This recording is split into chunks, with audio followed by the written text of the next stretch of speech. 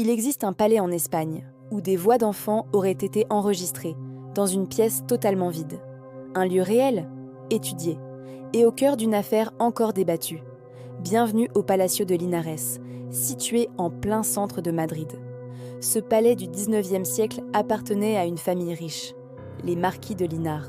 Une famille respectée, puissante, mais dont l'histoire devient rapidement troublante.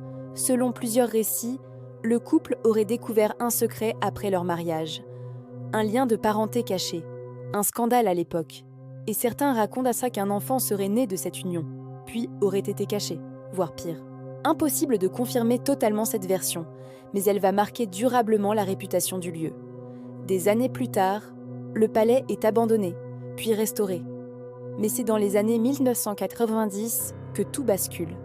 Des équipes d'enquête décident d'y mener des expériences. Enregistrement audio, nuit d'observation. Et certains résultats vont faire parler. Des voix, très faibles, mais distinctes, des voix d'enfants, enregistrées dans des pièces vides, sans présence humaine. Les enregistrements sont analysés, diffusés et débattus.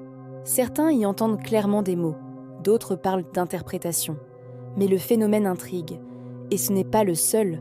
Des employés du palais racontent aussi des expériences. Des bruits dans les couloirs, des portes qui se ferment seules, des sensations d'être observés. Toujours dans certaines zones précises. Certains visiteurs parlent même d'une atmosphère lourde, pas partout, mais dans certaines pièces, comme si l'ambiance changeait, sans raison visible. Et encore une fois, les témoignages se ressemblent, toujours les mêmes zones, toujours les mêmes ressentis. Encore et encore. Les sceptiques expliquent ces phénomènes. Acoustique particulière, interférence, suggestion mentale. Et ils ont des arguments solides. Mais un détail reste dérangeant. Les enregistrements existent, ils ont été diffusés, analysés, et jamais totalement expliqués. Aujourd'hui, le Palacio de Linares s'est ouvert au public, transformé en centre culturel. Mais son histoire reste.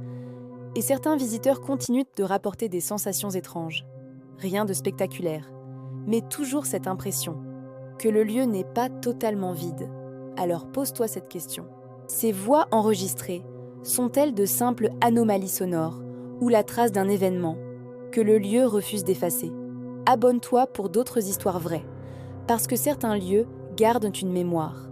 Et dis-moi en commentaire, tu ferais confiance à un enregistrement capté dans une pièce vide